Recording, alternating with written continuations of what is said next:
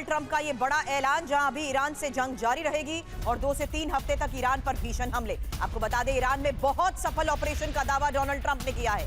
दुनिया में हमारी सेना सबसे ताकतवर है। क्या कहा डोनाल्ड ट्रंप ने, एक एक बात आपको सुनाएं। उससे पहले इस संबोधन में कही गई सबसे बड़ी बात, और ये ईरान जंग जारी रहेगी और 2 से 3 हफ्तों तक ईरान पर भीषण हमले होंगे। तो अपनी स्पीच में कई महत्वपूर्ण बिंदुओं पर बातचीत की है। अमेरिकी राष्ट्रपति डोनाल्ड ट्रंप ने ईरान परमाणु बॉम्ब बनाना चाहता है, ये भी ट्रंप ने कहा। हमने ईरान को परमाणु बॉम्ब बनाने से रोका, ईरान को एटमी हथियार बनाने नहीं देंगे। ईरान खतरनाक मिसाइल बनाना चाहता था। तो डोनाल्ड ट्रंप ने इस बयान में बहुत बड़ी बातें कह दी हैं। हालांकि इन बयानों के आधार पर आने वाले वक्त में डोनाल्ड ट्रंप का अगला कदम क्या होगा, इसको लेकर एक्सपर्ट से सवाल करेंगे। उससे पहले जल्द आपको इंफॉर्मेशन वॉल पर डिटेल जानकारी देते हैं डोनाल्ड ट्रंप की तरफ से कही गई बड़ी बातें, क्योंकि ये हम युद्ध खत्म करने के बहुत करीब है। बड़ी बात डोनाल्ड ट्रंप की तरफ से कही गई और कि दुनिया ने ऐसी जीत नहीं देखी होगी। हालांकि ट्रंप ने दावा कर दिया है कि ईरान के कट्टरपंथी रिजीम को खत्म वो कर चुके हैं, नेवी और एयरफोर्स नष्ट हो चुकी है, इतिहास में दुश्मन को कभी ऐसा नुकसान नहीं हुआ। प्रगति। इसके अलावा सिर्फ ईरान की नौसेना और वायुसेना खत्म हो चुकी है, यह दावा भी अमेरिकी राष्ट्रपति डोनाल्ड ट्रंप ने किया। ईरान के सारे बड़े नेता मारे गए हैं, सत्ता बदल दी है, जो उनके ऑब्जेक्टिव थे उसको लेकर उन्होंने ये बात कही है। ईरान की सेना हमारे कंट्रोल में है, ये भी उन्होंने इस दौरान कहा। लेकिन एक और सबसे बड़ी बात, ईरान कभी परमाणु बॉम्ब नहीं बना पाएगा।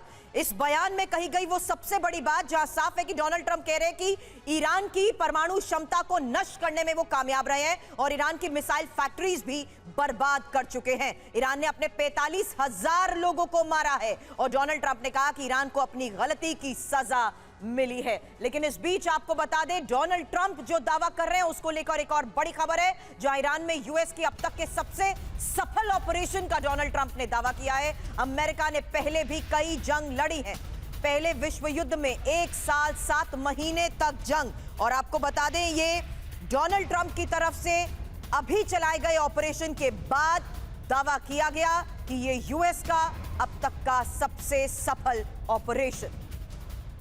तो अपनी जीत को लेकर भी कई बड़ी बातें डोनाल्ड ट्रंप ने कही है। उन्होंने कहा कि जंग अभी खत्म नहीं होगी, ये बड़ी बात है। उन्होंने कहा कि जंग अभी चलने वाली है और ऑपरेशन एपिक फ्यूरी जारी रहेगा। 2 से 3 हफ्ते में ईरान पर भीषण हमला करने वाले हैं। ईरान ने अपने 45,000 नागरिकों को मारा है, ये बात भी इस दरमियान डोनाल्ड ट्रंप ने कही है। अपनी जीत को लेकर भी कहा, न्यूक्लियर वेपन को लेकर भी कहा, और सबसे बड़ी बात कि जंग अभी जारी रहेगी।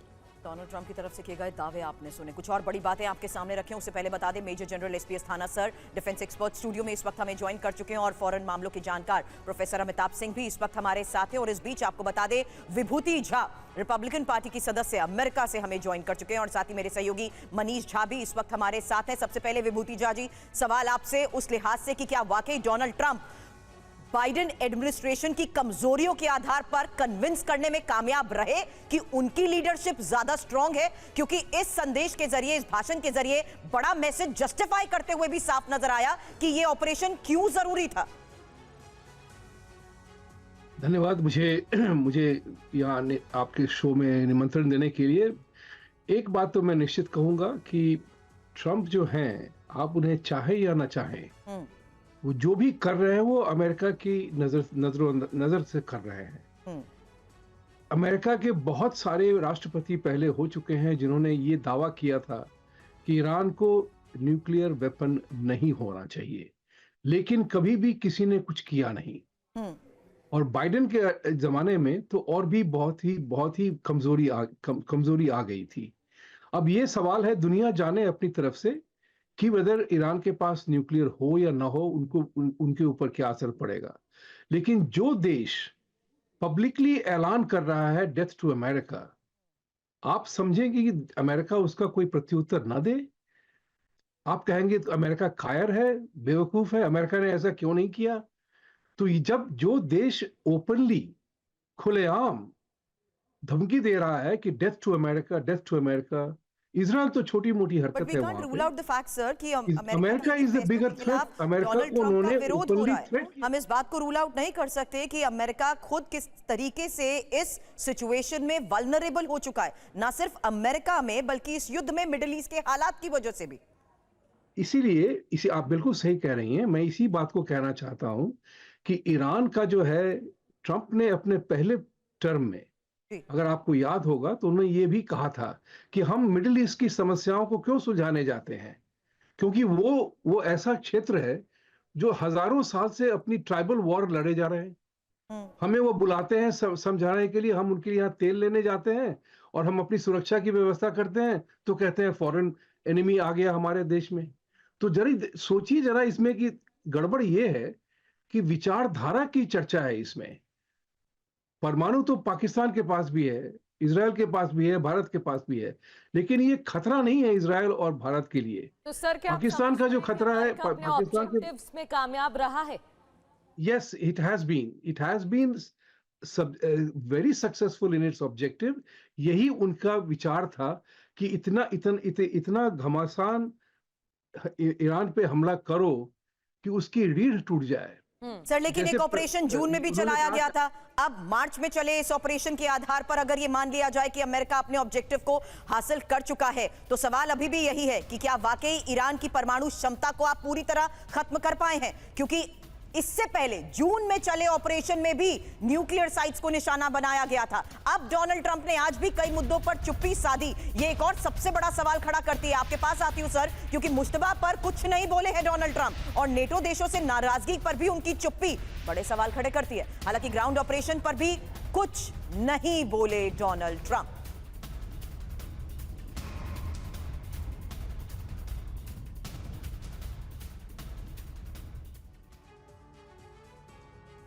तो वो मुद्दे जिन पर चुप रहे हैं ट्रंप, उनकी भी बात कर लेते हैं।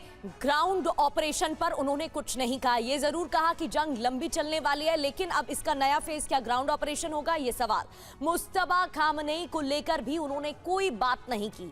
फिर नाटो देशों से जो उनके संबंध है और जिस तरीके से फ्रांस स्पेन ने झटका दिया है, जर्मनी के बयान सामने आए, उस पर भी कुछ नहीं कहा। हालांकि बात खर द्वीप को लेकर भी और ईरान के साथ पीस प्लान को लेकर भी इंपॉर्टेंट थी, जबकि इजराइल की भूमिका, ये वो 6 इंपॉर्टेंट फैक्टर्स जिस पर डोनाल्ड ट्रंप ने चुप्पी साधी। राष्ट्रपति ट्रंप ने ईरान पर जीत का ऐलान किया और ईरान की नेवी और एयरफोर्स को तबाह करने का दावा किया। बता दें, 4 हफ्तों में ईरान पर निर्णायक जीत का डोनाल्ड ट्रंप दावा कर रहे हैं। ईरान के ज्यादातर नेता मारे गए। दुनिया का सबसे बड़ा आतंक समर्थक देश ईरान। मनीष मेरे सहयोगी हमारे साथ है। मनीष, डोनाल्ड ट्रंप को आपने सुना, क्या वास्तविक सैन्य स्थिति से उनकी ये बातें मेल खाती हैं? सवाल नेवी एयरफोर्स को नष्ट करने का, सवाल उनकी टॉप लीडरशिप के खात्मे का।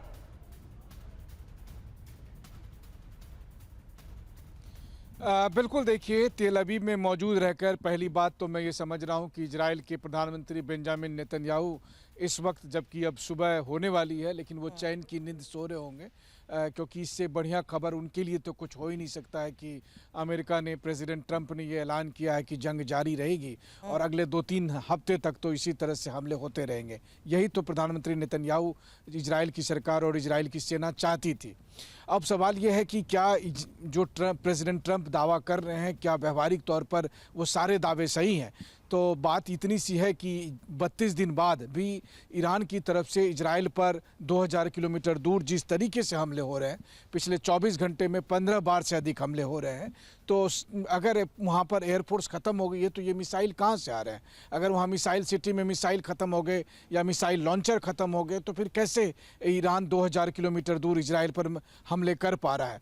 इसके अलावा आप अरब देशों में भी देखें तो जिस तरह से ईरान बैलिस्टिक मिसाइल का, क्रूज मिसाइलों का इस्तेमाल कर रहा है, तो इन सब संख्या को जोड़ दीजिए तो ऐसा लगता तो है कि अभी फ़िलहाल ईरान के पास हमला करने की क्षमता में बहुत ज़्यादा कमी नहीं आई है। लेकिन हाँ, ये बात भी सही है कि ईरान की के सुप्रीम लीडर समेत एक बड़ी लीडरशिप खत्म हो गई है, लेकिन ऐसा लग रहा है कि पीछे से मुश्तबा खमनेई या दूसरे लोगों ने कमान संभाल ली है और वो काम जो ईरान कर रहा था, ईरान जिस तरह से हमला कर रहा था, वो निर्बाध जारी है। अब ऐसी स्थिति में प्रेसिडेंट ट्रंप का संबोधन मुझे लगता है कि ये बहुत हद तक केवल अपने डोमेस्टिक ऑडियंस को सेटिस्फाई करने की ही कोशिश रही है। रही बात हॉर्मुज को लेकर, तो जिस तरीके से ट्रंप पल्ला झाड़ रहे हैं कि भैया मुझे कोई मतलब नहीं है, बाकी लोग, बाकी देश समझ जाएं, तो ऐसी स्थिति में शायद अमेरिका को लेकर बाकी अलाइज को भी थोड़ा बुरा लगेगा। नाटो वाले तो कह ही रहे हैं कि यह हमारा वॉर नहीं है, यह आपका युद्ध है, आप जाकर लड़ें।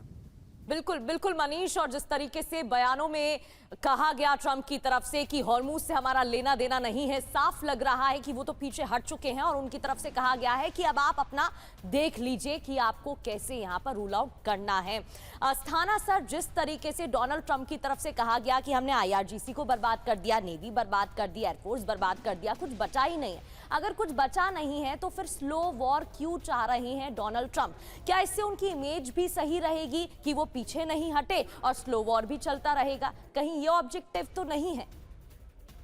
देखिए, प्रेसिडेंट डोनाल्ड ट्रंप ने जो आज बोला वो अपने डोमेस्टिक ऑडियंस के लिए बोला, ये समझाने के लिए उन्हें लग रहा था कि लोग नाराज़ हैं तेल की कीमतों से और जो भी चीज़ें वहाँ हो रही हैं इन्फ्लेशन से, इन सब चीज़ों से वो लोग नाराज़ हैं और सबको ये लग रहा है कि ये जो लड़ाई है ये थोपी गई है, तो वो अपनी तरफ से जस्टिफाई करने की कोशिश कर रहे थे और ये भी बताना चाह रहे थे कि पुरानी लड़ाइयाँ काफ़ी लंबी चली हैं, तो ये जो 4 हफ्ते चल गई है तो ये कोई बहुत बड़ी बात नहीं है। लेकिन जैसे आपने सवाल पूछा, तो मैं इस हिसाब से बताना चाहूँगा कि प्रेसिडेंट ट्रंप जो बोल रहे हैं और जो दावे उन्होंने किए, वो दावे तो पहली बात तो ये बढ़ा चढ़ा के बोल रहे हैं क्योंकि उन्होंने अपनी जनता को समझाना है। और दूसरी चीज़ ये है कि जितने भी उनके एम थे, जब भी हम देखते हैं कि क्या अचीव हुआ क्या नहीं हुआ, वो एम के तौर पे होता है। पहले कोई डाउट नहीं है, अभी वो झूठ बोल रहे हैं कि साफ उन्होंने पहले बोला था रिजीम चेंज होनी चाहिए और रिजीम चेंज उनका मेन पॉलिटिकल एम था, तो वो नहीं हुआ है क्योंकि पहले पुराने खुमैनी के बेटे अभी दूसरे खुमैनी आ गए हैं। जो रिजीम पहले थी उससे ज़्यादा कट्टर रिजीम आज की डेट में मौजूद है वहाँ पे, तो वो एक उद्देश्य पूरा नहीं हुआ। दूसरी चीज़, जहाँ तक वो दावा कर रहे हैं कि उनका सब कुछ ख़त्म हो गया है, आर्मी, नेवी, एयरफोर्स वगैरह सब कुछ ख़त्म हो गया है, तो ऐसा भी नहीं है। ईरान मार रहा है और फायर भी कर रहा है और उसने अपनी, ईरान की स्ट्रेटजी है कि अभी कन्वेंशनल वॉर जो है जितनी चलेगी उसके बाद में वो उनके पास भी सीमित एमुनिशन है, नुकसान उन्हें भी बहुत हुआ है, कोई शक नहीं है इसमें। और अब वो धीरे धीरे छोटे छोटे हमले करेंगे और इसको लंबा खींच के ले जाएंगे। बिल्कुल सर, और जैसे ही स्पीच खत्म हुई उसके बाद ही ईरान की तरफ से इजराइल में बड़े हमले किए गए हैं। मनीष लगातार अपडेट पहुंचा ही रहे हैं। एक और बड़ी खबर, ईरान पर राष्ट्रपति डोनाल्ड ट्रंप का बड़ा बयान, ईरान पर IRGC का नियंत्रण खत्म हो रहा है। ये कहा, जंग में ईरान को स्पष्ट और विनाशकारी नुकसान पहुंचा है, अमेरिका जंग में जीत रहा है, ये भी डोनाल्ड ट्रंप ने कहा। प्रोफेसर अमिताभ, क्या अमेरिका वाकई जंग में जीत रहा है? और ये सवाल इसलिए भी, क्या वाकई IRGC का कंट्रोल खत्म हो चुका है? अगर कंट्रोल खत्म हो चुका है तो ईरान अभी भी कैसे मजबूत खड़ा है? दूसरी सबसे बड़ी बात, न्यूक्लियर इंस्टॉलेशंस को तो आपने जून में भी तबाह करने का दावा किया था, तो डोनाल्ड ट्रंप कह रहे हैं वो तो परमाणु हथियार बनाना पूरी तरीके से तैयारी कर चुका था, तो फिर जून का ऑपरेशन भी फेल था क्या? देखिए, अमेरिका जीतता अगर उनके जो स्टेटेड ऑब्जेक्टिव्स थे वो क्लियरली डिफाइंड होते और वो अचीवेबल होते। उन्होंने कहा हम रिजीम चेंज करना चाहते हैं, रिजीम चेंज नहीं हुआ। दूसरा, न्यूक्लियर इंस्टॉलेशंस, वो बता रहे थे कि वहाँ बहुत सारा धूल जमा है और हम कॉन्स्टेंटली ऑब्जर्व कर रहे हैं कि वहाँ से न्यूक्लियर मटेरियल जो है वो निकाला नहीं जाए। यानी अभी भी उनके पास वो 400 किलो एनरिच यूरेनियम है जो न्यूक्लियर बॉम्ब बनाने में इस्तेमाल किया जा सकता है। वो ईरान के पास है, ईरान की टेरिटरी में है, उसको वो निकाल नहीं पाए हैं। तीसरी सबसे बात जो सबसे इंपॉर्टेंट है इस 19 मिनट की स्पीच में, वो प्रेसिडेंट ट्रंप कंफ्यूज कर रहे हैं अमेरिकी जनता को, दुनिया को, और झूठ बोल रहे हैं। वो बार बार ये झूठ बोल रहे हैं। Sorry to say, sir, if you can't convince, confuse. बिल्कुल, और वही हमेशा वो करते भी आए, यहां पर भी वही कर रहे हैं। देखिए, एक चीज उन्होंने, अब तक तो बात हुई उन्होंने क्या कहा, और अब मैं बताऊंगा उनसे अपेक्षाएं क्या थी। पहली अपेक्षा थी कि वो बताएं कि ईरान के साथ जो वॉर हो रहा है, जो उन्होंने पहले 3 दिन का और फिर बाद में 10 दिन का ब्रेक दिया उनके सिविलियन इंस्टॉलेशंस के, उनके बातचीत का, वो वार्ताओं का स्टेट क्या है, वो आगे चलेंगी कि नहीं, ईरान उनकी बात मानने को तैयार है कि नहीं। दूसरा, वो बार बार ये कह रहे हैं 2-3 सप्ताह चलेगी, और वो साथ साथ ये भी कह रहे हैं कि फर्स्ट वर्ल्ड वॉर इतना दिन चला, सेकेंड वर्ल्ड वॉर इतना दिन चला, वियतनाम वॉर 19 साल चला, तो ये कितने दिन चलाएंगे, यानी कंटिन्यूड क्या एंगेजमेंट रहेगा ईरान के साथ। तीसरी बात, जो स्ट्रेट ऑफ हॉर्मुज उन्होंने बंद करवाया है, अब तक तो खुला था, उसको खोलने के लिए अमेरिका क्या इनिशिएटिव लेगा। वो कह देगा कि भारत, चीन, जितने भी देश हैं वो खुलवाएं उसके लिए, इससे तो बात बनेगी नहीं। यानी अब वो इशारा ये कर रहे हैं कि यूरोप हमसे अलग था, ईरान पर हमने जब अटैक किया, जितने भी देश तेल खरीद रहे हैं वो डिप्लोमेटिक इनिशिएटिव लें खुद ईरान के साथ, वो इनको एंगेज करने के लिए। मिडिल ईस्ट पर ही राष्ट्रपति ट्रंप ने एक और बयान दिया, कहा अमेरिका मिडिल ईस्ट में आजाद है, अमेरिका मिडिल ईस्ट में मदद के लिए मौजूद है और मिडिल ईस्ट के तेल की यूएस को कोई जरूरत नहीं। अमिताभ सर, एक बार फिर से मैं आप ही के पास आना चाहती हूं। डोनाल्ड ट्रंप को आपने सुना, उन्होंने कहा कि हमें तो कोई दिक्कत है ही नहीं। हॉर्मूज को लेकर एक तरफ ब्रिटेन 35 देशों के साथ बैठक करने की बात कर रहा है, क्योंकि अब और जो देश हैं वो समझ रहे हैं किस तरीके से चैलेंज खड़ा हो गया है, और दूसरी ओर डोनाल्ड ट्रंप ने तो अपना जो रिएक्शन है वो स्पष्ट कर दिया है कि उन्हें अब कुछ नहीं करना है, इसमें जो बाकी देश हैं वो करेंगे। तो बाकी देश तो समझ रहे हैं ना कि शुरुआत जंग की अमेरिका करता है, फिर उसके बाद अमेरिका चाहता है कि बाकी देश भी ग्राउंड पर उतर आए, लेकिन अब ये देश कह रहे हैं कि हम क्यों ग्राउंड पर आए, हम क्यों वॉर का पार्ट करें, बने जब शुरुआत हमने की नहीं। और फिर इतिहास गवाह, अफगानिस्तान में क्या हुआ, इराक में क्या हुआ। देखिए, डोनाल्ड ट्रंप ने हमेशा इस बात पर एम्फसाइज नहीं किया है कि इजराइल और अमेरिका के स्टेटेड ऑब्जेक्टिव क्या है। एक तो था कि रिजिम चेंज करना, वो हुआ नहीं। दूसरा, जो तेल निकालने की बात है, उन्होंने कहा हम तो तेल के लिए इंडिपेंडेंट हैं, आप हमसे तेल खरीदिए।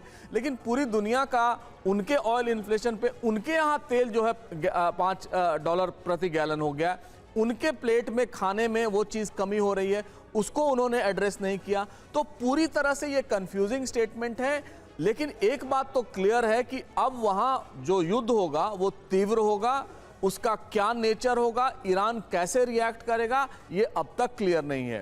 पूरे गल्फ स्टेट्स इस बात के लिए प्रिपेयर्ड हैं कि जो अगला स्टेज या फाइनल स्टेज होगा जिसमें इजराइल और अमेरिका ईरान पर अटैक करेंगे, उसमें सबसे ज़्यादा तबाही होगी, उसमें सिविलियन इंफ्रास्ट्रक्चर को तबाह किया जाएगा, उनके ऑयल और गैस फील्ड्स को तबाह किया जा सकता है, और इसके चलते अनिश्चितताएं और बढ़ी हैं पूरी दुनिया इस तो समय। क्या, लेकिन आज भी विभूति सर, इसी सवाल के साथ आपके पास भी आ रही हूं, क्या ये नौबत आ चुकी है कि गल्फ कंट्रीज को भी अब डोनाल्ड ट्रंप को ये अश्योर करना पड़ रहा है कि स्ट्रेट ऑफ हार्मूज की स्थिति को देखते हुए सबके लिए, क्योंकि ग्लोबली इसका इंपैक्ट नजर आ रहा है, इस बात को आप रूल आउट नहीं कर सकते सर, और यही वजह है कि डोनाल्ड ट्रंप के इस फैसले का विरोध भी ओवरऑल सबकी इकोनॉमी पर पड़ते असर और ग्लोबल डैमेज को देखते हुए ही बयान सामने आए। बहुत बढ़िया सवाल है। देखिए, एक वो कहते नहीं है कि पॉलिटिक्स एज यूजुअल, आपने हम सबों ने इस फ्रेज को बहुत सुना होगा, politics as usual. Right sir. अगर आप पॉलिटिक्स एज यूजुअल देखेंगे तो उस नजर से देखें तो दुनिया में शांति ही चाहिए, फिर लड़ाई कहीं नहीं चाहिए, लेकिन लड़ाई तो होती है। आप 45,000 लोगों को जो ईरान के सरकार ने मारा है, उनके प्रोटेस्टर्स को, क्या ये सच है या झूठ है? मैं ये सवाल भी पूछता हूं, उसका उत्तर भी दे रहा हूं।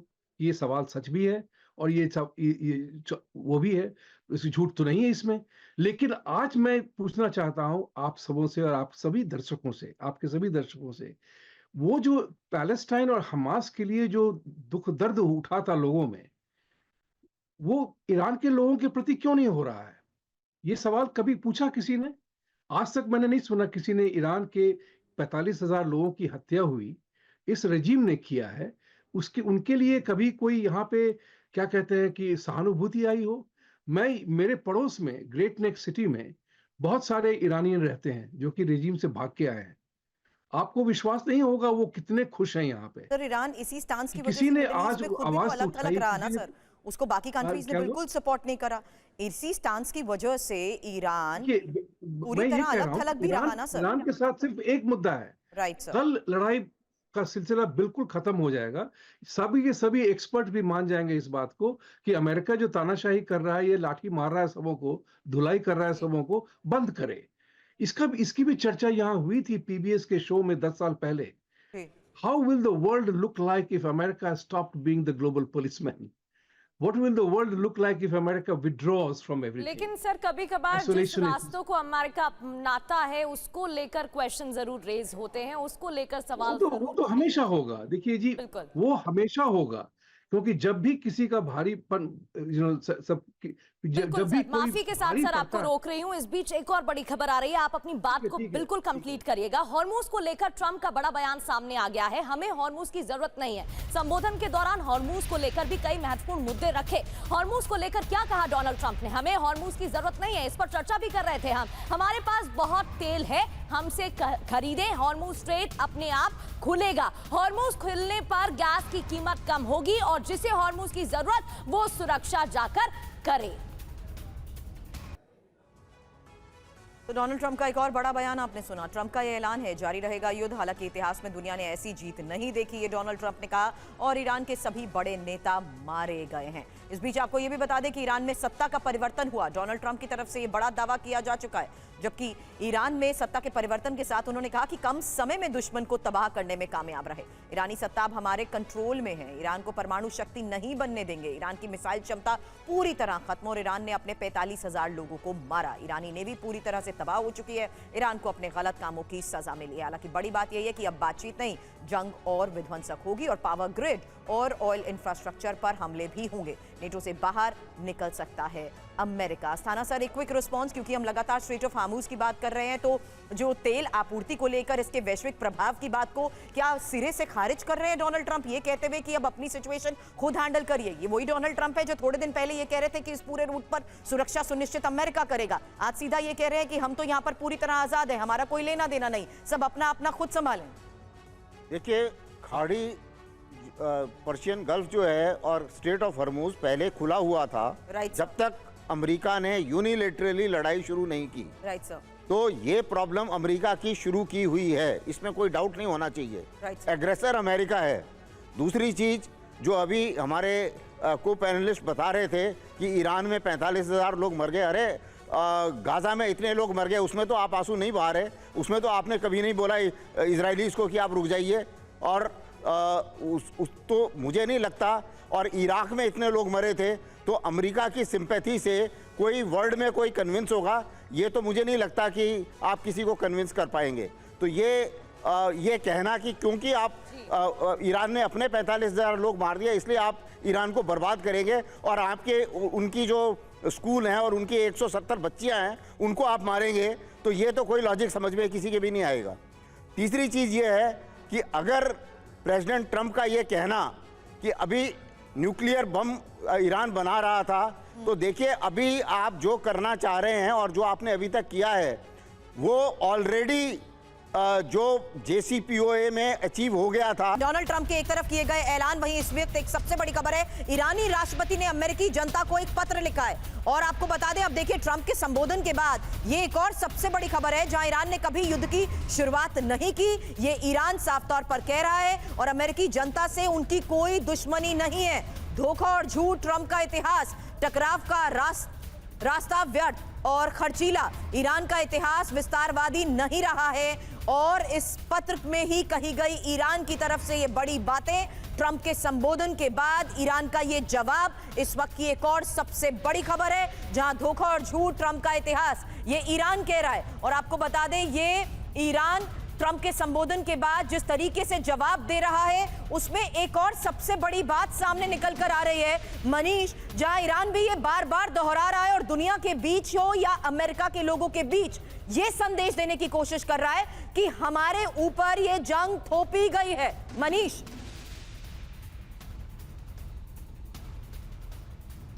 बिल्कुल, देखिए सबसे पहले तो प्रेसिडेंट ट्रंप के संबोधन के बाद ईरान का सबसे बड़ा जवाब तो यहीं मुझे देखने को मिल गया, जब तुरंत ही ईरान की तरफ से मिसाइल दागे गए और पूरे इजराइल में मिसाइल को लेकर अलर्ट हुआ था। तो यही ईरान का जवाब है। उनको दिख गया है कि अब जिस तरीके से अमेरिका और इजराइल हमले करेगा, तो ईरान की तरफ से भी ये हमले जारी रहेंगे। अब देखिए, ये बात अब बेमानी हो गई है कि कौन सही है कौन गलत है।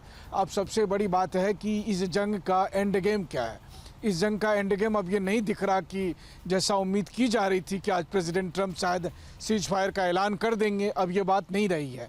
दूसरी बात है कि बाकी मुल्क ईरान के साथ जंग में अमेरिका के साथ नहीं आ रहे हैं। इस बात से प्रेसिडेंट ट्रंप काफ़ी तिलमिलाए हुए हैं और इसलिए कई बार वो इस बात को कह रहे हैं कि हॉर्मुज को लेकर सब अपना अपना देख लो।